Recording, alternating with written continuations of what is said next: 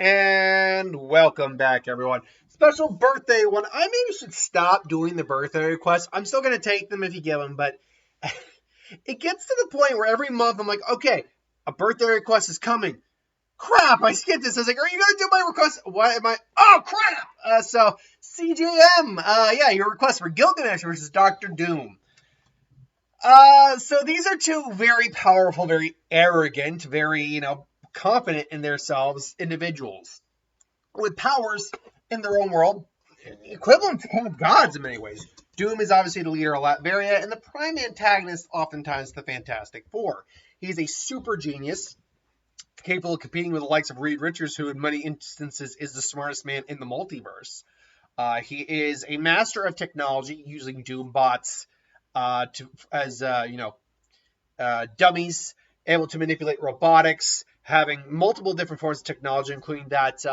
What was it? I can't remember what it was. The resizer gun that where you could throw literally like those little marshmallows, and he turned it into like a giant boulder or something like that, or marshmallow boulder. He just basically can increase and decrease the size of something with the gun. It's actually very cool.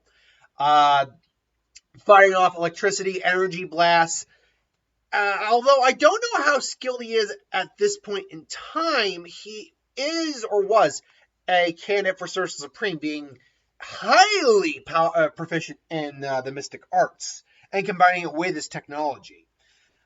He's also capable of just randomly swapping minds and brains with, bodies with someone. He's capable. He's got so many different forms of power and spellcraft technology. He is one of the leading threats in the Marvel Universe. Like, we're talking about top 10 threats in the Marvel Universe. You'd have to include Thanos on that scale. And we're talking about, like, just active threats. You'd have to include Thanos on that scale. You'd have to include someone like Apocalypse. I'm sure there's a cosmic being or two out there that would also be on that list. Doom is certainly on that list. Definitely. Gilgamesh from the Fate series. I didn't follow the Fate series. I just was never really big into Fate Stay or anything like that. Um, so it's a little hard to gauge him, especially against. It's easy to gauge him in his own world. It's hard to gauge his abilities outside of his own world. But basically, Gilgamesh is the strongest heroic spirit and thus the most powerful existence among the servants, both the fourth and the fifth Holy Grail War. Uh, he's capable of being physically. He's only Gilgamesh is only as physically strong as Saber or Hercules, if not weaker. He has the advantage over other servants in combat is due to the fact that he's capable of exploiting their weaknesses thanks to possessing the original noble phantoms. Basically, every hero in history had weak points in their life, their greatest weak points. And he possesses all noble phantasms ever owned by mankind, including the ones that killed each hero. He's basically, as they say, a servant killer. So he's able to exploit their weaknesses. He basically possesses an overwhelming cheat-like strength, but there are individuals who could at least match him. He, it's a little bit harder to explain. He has access to God knows how many weaponry. He's prideful and often careless. Often keeps him from carelessness. Often keeps him from fighting at full strength. Seriously considering it to be unbecoming to be serious for the Holy Grail. All his dignity cannot be yielded, such as weaknesses kind of balance out with firepower and other participants of the Fourth Holy Grail War when he could simply end it one night if he should wish. In essence, he's just an arrogant, powerful guy. He normally does not care about his attire in battle while playing, but he claims there are some restrictions for a serious, dignified battle. He does not favor hand-to-hand combat, exercising his true power only when it requires his body and the key to his treasury. He has the absolute self-confidence to calmly show himself before opponents, but he also is apt to simply kill by raining noble phantasms behind the enemy's back, depending on his mood. The will of the king cannot be simply gauged by the concept of tactic, whatever that means. In terms of his skills, he has a Class C magic resistance, or went from E to C. This means he can resist low-level to mid-level magic, but higher-level magical abilities, actually, he does have to do something against. Of course, hold on one second. He's still susceptible to greater magic craft and greater rituals. it is lowered under someone's due to the lack of magical energy. It remains only a minimal level rank E. Basically, yeah, he's not actually all that good against magic. Independent action. He has high rank independent action, allowing him to easily utilize noble phantasms and remain in the world without someone as backup. Basically, he doesn't need necessarily his summoner to be in the world. Independent action, those are the exact same thing. Oh, he must upgrade it. Okay. Personal skills. He has a B to A plus rank in divinity. Due to being 2/3 god, he is at a level even exceeding Hercules, the son of Zeus, who ascended to the pantheon after death. The rank is instead decreased from A plus to B because of his hatred of the gods. Okay, he's 2/3 god. What the hell does that mean? Hold on, what does divinity mean in this world? I'm checking this right now. The skill has an effect which reduces special defense values called adds. Is the measurement of whether one has the divine spirit aptitude or not. All high levels. At high levels, one is treated as a mixed race of divine spirit demigod. Those who have a divine rank or above or have reached the throne of God. Man, most of these just don't matter. I mean, yeah, sure. He's 2/3 God. Great. Doom has beaten God, so let's not mince words on this. Golden Rule. He has the skill Golden Rule. Golden Rule. Being fated to a life filled with riches. Does not measure to the percentage of gold in one's body, but the chance of attracting gold is like, really? It's just about attracting gold? Okay. Charisma. Great. That's whatever. Doom has literally an indomitable will that can resist even like mental manipulation. Collector. This draws rare items in the possession of the servant. However, because the servant that owns the skill, the servant's master derives no benefit from the personal skill. That actually means if Doom for some reason had the Infinity Gauntlet, the collector's skill could take the gauntlet from him. That's actually kind of effed up. But noble phantasms. He Gate of Babylon. He is placed into the archer class because the main noble phantasm, Gate of Babylon. He grants him access to all the world's treasures that he's collected during his life, which includes prototypes of all heroes' noble phantasms.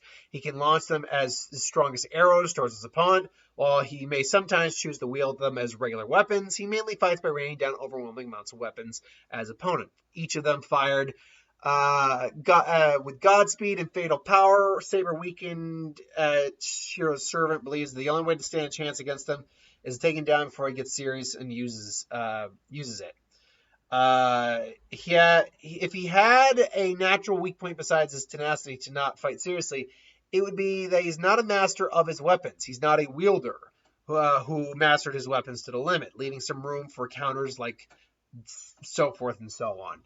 While he has numerous noble phantasms, none are indicative of his true identity. And the only person through both Holy Grail Wars to figure out his identity without being told is Iskadarth, but whatever that means. He normally wears golden armor. One of his phantasms grants him the ability to fly and levitate. Though he does not normally have an aptitude for magecraft, he has several mystic codes of great power that allows him to cast considerable strength. The spellbook. Inui Elish. His most powerful noble phantasm, Enuma Elish. An attack performed by unleashing EA's maximum output. Said output is equal to or greater than that of Excalibur's, and can be further increased by exerting the energy of other noble phantasms. Thus, the power cannot be completely neutralized even when colliding with Excalibur, unless it is blocked by an anti-purge class armor. It doesn't really say much. It's just a very powerful attack. Despite being exhausted, okay. And he also possesses tremendous efficiency for clairvoyance. So, look, Gilgamesh seems to be a very powerful individual, no doubt about it. In his own world, he's pretty much top dog. There may be some people who can at least kind of come up to his level, but he seems to be top dog. But Dr. Doom is a guy who has multiple times has threatened not just the planet, but the universe, the world, the multiverse, through his own actions and scientific know-how. He's stolen the powers of the Beyonder. He's gotten the Infinity Gauntlet at least once. He's got the smarts to outwit and to at least match Reed Richards, who again is the smartest guy in the multiverse, capable of creating interdimensional travel, in force field, you name it, they can create it. Add on to the fact that if Doom does have mystical abilities still to date, then we're talking about a guy who could have qualified for Sorcerer Supreme. That is not a weak level of magic, and that is not a level of magic that Gilgamesh has at his disposal. We have overlooked the other big thing for Doom, his armor. His armor completely separates him from the whole world. It literally survived a shot from the Infinity Gauntlet in the Infinity War series. His armor is I can't think of much that could get through that armor, honestly. Now, the armor maybe has gone through some different interpretations over the years, sure, but that doesn't mean that Gilgamesh has really anything under his belt that could actually pierce the armor. And even if he does, I don't think he can get a real killing blow on him. Because just because Doom can take the shot doesn't mean he wants to take the shot. He can create energy force fields. He can summon. He probably could be screwing with Gilgamesh the whole time with Doom bots who would fire. I mean, Gilgamesh would just fire arrows. Doom could just probably stop the arrows mid-flight, be like, adorable. Now let me show you what true power is, and just manipulates it, throwing him back at Gilgamesh. Gilgamesh at first would be like laughing his ass off at this guy until he realizes, okay, this guy's actually kind of strong. Let me try to throw everything I got at him. And it really wouldn't matter. Doom at one point can literally just switch bodies with this guy, mortally injure him like he did in the fight with Luthor, and then just end him. The only thing that could theoretically give Gilgamesh some level of agency and an edge in this fight is his level of clairvoyance that he has. This could at least prep him and prepare him for some of the attacks Doom has, maybe even offset the mind transfer. But it still comes down to, is he going to be capable of beating Doom? And I really just don't see this being a character who's really cut out to take on Doom. He's like Doom, he's arrogant, but unlike Doom, he doesn't seem to learn a lot from his arrogance. Let me rephrase that. Doom is arrogant, but Doom's level of arrogancy is just that he thinks he's superior. He still takes threats seriously. It's not like he doesn't take threats seriously. He just, is arrogant. That's all it is. Gilgamesh doesn't take other fighters seriously. That's the big difference here. If he's not taking Doom seriously, Doom is going to bend him over and have his way with him. So, yeah, I think Doom would win this fight without too much difficulty. Granted, Gilgamesh could probably give him an okay early fight, but he'd probably be going all out a lot quicker than he'd be expecting because Doom's just going to throw everything back at him. Or maybe it just shrink a couple like pebbles down into a boulder or something like that. Or pebbles and expand them into giant boulders and like mountain-sized boulders and whatnot. So, and just throw them back at Gilgamesh. So, as it stands, and that's just the like shrinking and expanding gun. So I gotta go with Doom in this fight. Doom, I think, would really would be an opponent that's Gilgamesh is not cut out to be taking on. Arrogance versus arrogance, but in different levels, is not someone who, or is not something that there